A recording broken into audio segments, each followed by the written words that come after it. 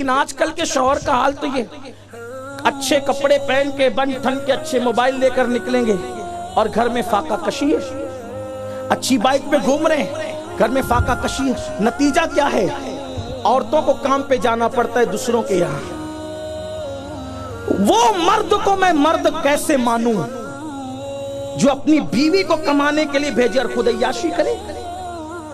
کوڑیاں کھیلتے بیٹھے، کیرم کھیلتے بیٹھے، تاش کے پتے کھیلتے بیٹھے اور بیوی کو کام پہ بھیجے۔ میں پوری ذمہ داری کے ساتھ عرض کرنا چاہتا ہوں، رسول اللہ کے دور میں اور اس دور کے بعد تقریباً 5 صدیوں تک کوئی مجھے بتا دے کہ مسلمان کی کوئی آزاد عورت کسی کے گھر میں برتن جھاڑو کرنے کبھی گئی ہے کیا؟ مجھے بتاؤ۔ جس مذہب نے فتنے کے خوف سے عورت کو مسجد میں آنے سے روک دیا، جس مذہب نے فتنے کے خوف سے عورت کو مسجد میں آنے سے روک دیا، وہ مذہب کسی پاک کی نظر سے دیکھنے والے کے گھر میں برتن جھاڑو کرنے کی اجازت کیسے دے سکتا ہے؟ عورتیں اپنے شوہر کی مدد ضرور کرتی تھی لیکن اپنے گھر میں رہ کے کام کرتی تھی۔ عورتیں کماتی ضرور تھی اپنے آج پتہ ہے جب باہر بچیاں جاتی ہیں کام کے لیے تو لوگ اس کو ایسے دیکھتے ہیں جیسے بلیاں چھچڑے کو دیکھتی ہے، للچائی بھی نظر سے۔ تمہاری غیرت کہاں جاتی ہے؟ مرد گھر میں بیٹھ کے عورتوں کو کمانے بھیجے اور نتیجہ یہ نکلے کہ ہماری بیٹیاں غربت کی وجہ سے منکرین اسلام کا ہاتھ پکڑ کر ان کے ساتھ بھاگ رہی ہے، شادی شدہ عورتیں دوسروں کے ساتھ جا رہی ہے۔ مسلمانوں تمہاری غیرت کہاں ہے؟ کیا تمہیں نہیں پتا میرے نبی نے فرمایا جو حلال کمائی کے لیے محنت کرتا ہے اور اس کا سر کا پسینہ پیر تک آتا ہے اس لیے وہ پسینے پسینے ہو جاتا ہے کہ اپنی بیوی کو حلال لقمہ کھلائے، اپنے بچوں کو حلال لقمہ کھلائے، تو جب وہ شام کو گھر لوٹتا ہے تو اس شان سے لوٹتا ہے کہ وہ گناہوں سے ایسے پاک ہو جاتا ہے جیسے ابھی اپنی ماں کے پیٹ سے پیدا ہوا۔ مردوں کا کام کمانا ہے، عورتوں کا کام گھر میں بچوں کی تربیت کرنا ہے، اور اگر کسی غربت کی وجہ سے کمانا پڑے عورتیں گھر میں رہ کے کمائے گی۔ اس پرفتن دور میں کہیں عورتوں کو معاذ اللہ کہیں بھیجا جا رہا ہے اور ہم سب پہ نظر رکھتے ہیں اس لیے کہ ہم آپ کے درمیان رہتے ہیں۔ اس لیے میں آپ سے کہنا چاہتا ہوں اے میری قوم کے جوانوں، محنت کرو، خود کماؤ۔ بلکہ ایک بات آپ کو کہوں، خود کما کر کے کھانے والا آدمی نہ ہو، کتنا بھی پارسا ہو، وہ خود کمانے والے کے مرتبے تک نہیں پہنچ سکتا۔ ایک بات آپ کو بتا دوں، حضرت داؤد علیہ السلام حلیہ بدل کر نکلتے تھے کہ میں اپنے بارے میں پوچھوں کہ میں کیسا ہوں۔ ہم تو تعریفیں ہی چاہتے ہیں نا، وہ لوگ چاہتے تھے کہ کوئی ہماری خامی بتائے، حالانکہ ان میں کوئی خامی تھی نہیں۔ حلیہ بدل کے نکلتے تھے، جو ملتا تھا پوچھتے تھے بتاؤ داؤد کیسا ہے، لوگ پہچانتے نہیں تھے، تعریف ہی کرتے تھے۔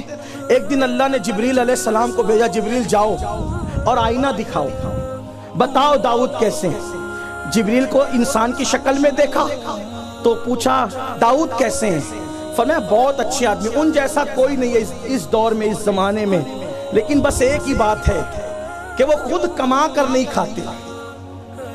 داؤد ہے بڑا اچھا آدمی لیکن وہ خود کما کر نہیں کھاتے۔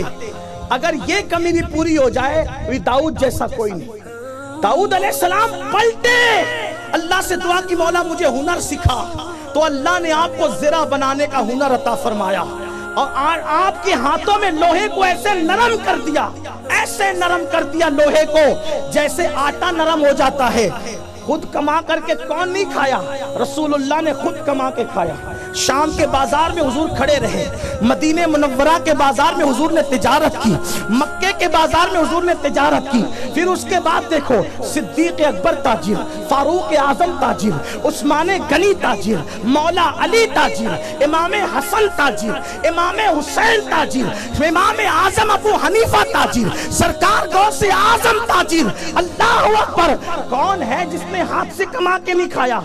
یہ تو دوسروں کے ٹکڑوں پہ پلنے کی لعنت بہت بعد میں آئی ہے۔ ہمارے اولیاء نے جوتے تک سیے، جوتے حلال کمانے کے لیے۔ آقا نے فرمایا جو حلال کمانے کے لیے ذلت کی جگہ پہ کھڑے ہوتا ہے اللہ اس کو وہ عزت عطا کرتا ہے جہاں کسی کا گمان بھی نہیں جاتا۔ جو ہاتھ حلال کماتے کماتے سخت ہو جائیں، مردوں کے ہاتھوں کو نرم نہیں ہونا چاہیے، مردوں کے ہاتھوں کو نرم نہیں ہونا چاہیے۔ یہ خصوصیت صرف یا تو مصطفیٰ جان رحمت کی ہے یا تو اولیاء اللہ کی ہے۔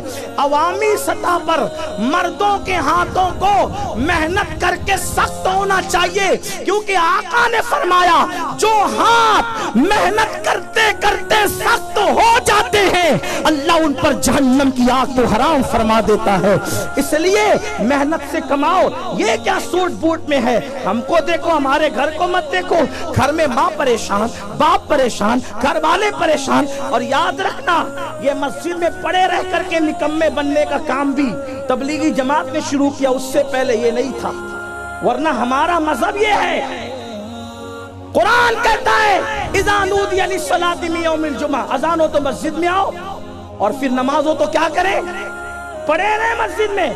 کہ مسجد پڑے رہنے کی جگہ نہیں ہے، مسجد کھڑے رہنے کی جگہ ہے۔ مسجد پڑے رہنے کی جگہ نہیں، کھڑے رہنے کی جگہ ہے۔ اللہ نماز پڑھ کے کروں کیا؟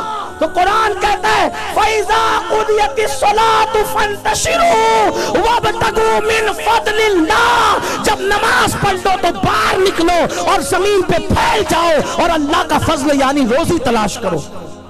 مسجد میں پڑے مت رہو، روزی تلاش کرو۔ اللہ کا حکم ہے اذان ہو تو آؤ، نماز کے بعد نکل جاؤ۔ مسجد پڑے رہنے کی جگہ نہیں ہے۔ اب جب مسجد میں پڑے رہنے کی اجازت نہیں تو جو گھر میں پڑے گیم کھیل رہے، گھر میں پڑے جوا کھیل رہے، گھر میں پڑے عورتوں پہ بوجھ بنے ہوئے، میں آپ سے گزارش کرتا ہوں مسلمانوں، سچے مسلمان بنو، اور اگر بیوی پہ بوجھ بنو گے کما کے نہیں کھلاؤ گے۔